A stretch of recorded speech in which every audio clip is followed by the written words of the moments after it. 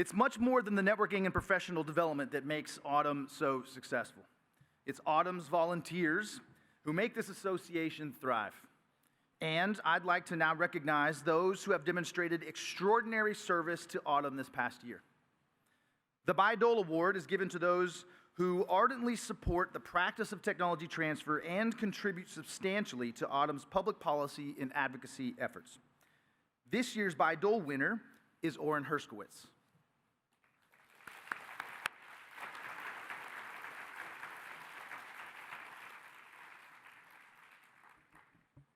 Orin is Executive Director of Columbia Technology Ventures and Senior Vice President of Applied Innovation and Industry Partnerships at Columbia University. Quite a title. He has long been a champion for Bayh-Dole and innovation and technology transfer policies that are the bedrock of our industry's practice. Orin is known for championing many innovative projects that convene large groups of tech transfer professionals, such as the University Technology Licensing Pool, the Academic Venture Exchange, or the most recent VC TTO term sheet for Life Sciences Startups Toolkit, which I think has a new name now. But it is important that Orin is also recognized for his extensive efforts on policy and related thought leadership issues that serve to protect and improve technology transfer built upon the foundation of Bayh-Dole. For example, Orin has been appointed twice by two different U.S. Secretaries of Commerce, Penny Pritzker and Gina Raimondo, to serve on the National Advisory Council for Innovation and Entrepreneurship. He is also a board member for the Center for American Entrepreneurship. In these roles and other initiatives, Orin continuously defends and advises others in the ecosystem about the importance of technology transfer and university commercialization. He is truly a champion of Bayh-Dole. With that, I am pleased to present the Bayh-Dole Award to Orin Herskowitz.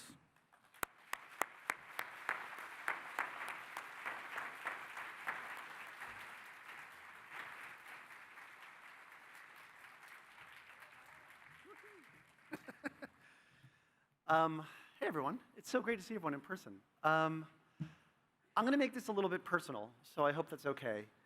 So my father died this past spring at 93. And that was, of course, deeply sad for me and for my mom, for my family, my wife and kids. Actually, I see, yep, Dora and Melina are there in the corner waving. So they're here today. But what was amazing to me, and I think to all of us, was how he spent the last 35 years of his life. And actually, even more important, that he had those 35 years of his life. See, my dad's parents both died when they were in their early 50s. And in fact, all of my father's male relatives died in their early 50s of heart failure. So when he hit 60, he figured he didn't have a lot of time left, I think fairly. So he retired young, and he and my mom left New York City and moved to North Carolina to enjoy what I think they thought was going to be the last few years of their lives together. So, I used to go visit him, and as an ex-poker player, he used to say to me that he was playing with house money, that, he made it past 60, and everything else was gravy. And if he lived a couple more years, he'd be happy. So, as it happens, though, he got so much more than that. Because the diseases that killed his parents and all of his relatives were largely manageable chronic illnesses by the time he reached that age. He avoided these heart failure issues largely through cardiac interventions with roots in university research labs. So Lipitor from Rochester, blood thinners like Coumadin from Wharf, devices like Columbia's own Abbott mitral valve clip. And then he survived the pandemic that unfortunately a lot of people didn't, through vaccines, these mRNA vaccines from Penn, from University of Mainz and others. So with these, he outlived his parents by nearly 40 years. And if you take a moment to think about that, he doubled, I know. That's basically doubling his lifespan compared to his parents in one generation because of university innovations. But he also didn't live just like a longer life, he lived a better life, again, due to university innovations. So in his final years, he couldn't leave the house much. He was quite ill for the last decade. But he would sit around and marvel at all the great stuff you can do on Google. So thank you, Stanford. I know that the Stanford team's here somewhere. And he could stay active and engaged from home. He would watch DVDs. He loved watching DVDs. And DVDs were founded on the MPEG-LA codecs, which Columbia is a member of. So our own inventions were in there somewhere.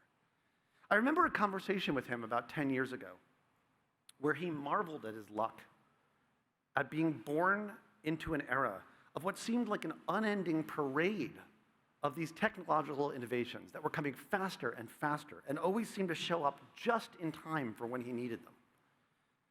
And every time I would go visit in North Carolina, he would say, like, what are the new inventions you are seeing? Like, what are your peers seeing? What are the next breakthroughs? And how long do I have to wait to take advantage of them? Because that's what he said. He said that was his job. His job was just to stay alive long enough to catch the next thing that was going to save him.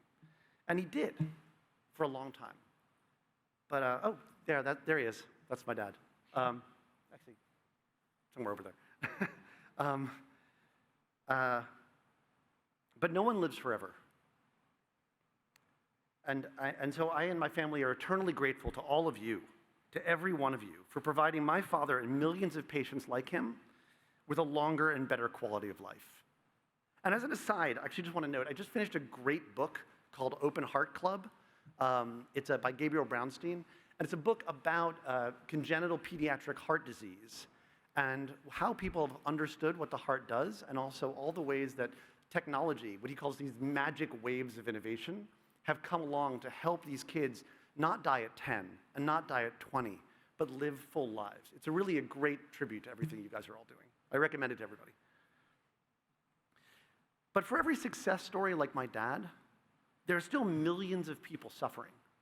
They're suffering from as of yet untreatable cancers, from rare genetic diseases, from novel viruses, from unsafe water, and from the effects of climate change now and in the years to come when our kids are going to have to deal with this. Which is, I think, why so many of us and so many of you do this job. Yeah, it's fun to have a ringside seat on all these innovations and get to see them when they come out. That's really cool. And yes, research institutions are a great place to work with noble purpose, strong community, and intelligent and motivated peers. But in the end, who here doesn't wonder if this next innovation you're getting, this next invention report, this next patent you file, this next startup you launch, could become Google or BioNTech or Centocor? And that you might look back someday, and I've had this conversation with John Swartley at Penn recently. You might look back some way and realize that you played a small but really important part in saving and improving human lives around the globe. I think it's funny, the industry and venture capital is often surprised at how collaborative we are as an industry. And I get it, because we're so competitive over grants and students and faculty. So it does seem crazy that we're all so helpful with each other, that we're open to sharing best practices and generous with our connections and quick to give advice to anyone who asks and just pick up the phone. So getting a chance to collaborate with all of you has been a great privilege. I remember when I started 17 years ago, I was such a pain in the butt to just so many of you here at Autumn. I was just sponging off everyone's wisdom. I got to these first meetings and I talked to, I'm just gonna list some people. I know this sounds like an Oscar speech, but John Soderstrom, Kathy Koo, Lita Nelson, Terry Willie, Tim Honecker, Fred Farina, Robin Razor, Kathleen Dennis, Abram Goldfinger. I'm just trying to acknowledge everyone who's been so generous over the years. Carol Mamura, Jana Tom, Isaac Kohlberg, Ashley Stevens, Dick Cahoon, Bill Tucker, and so many more people.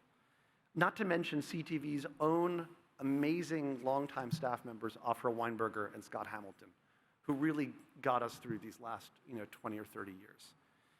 And at CTV, we always try and pay that forward and make everything we do available to anyone who asks. And I know everyone here does the same. We're all here to make the world a better place. All of which is to say, this job, this industry, and this mission is a privilege. It may be easy to forget it sometimes when we're fighting for budgets or negotiating some pointless IIA or settling small disputes between inventors or between ourselves. But every day we have a chance to make the world a better place. And for that, I think we all should be extremely grateful. So, thank you, everybody.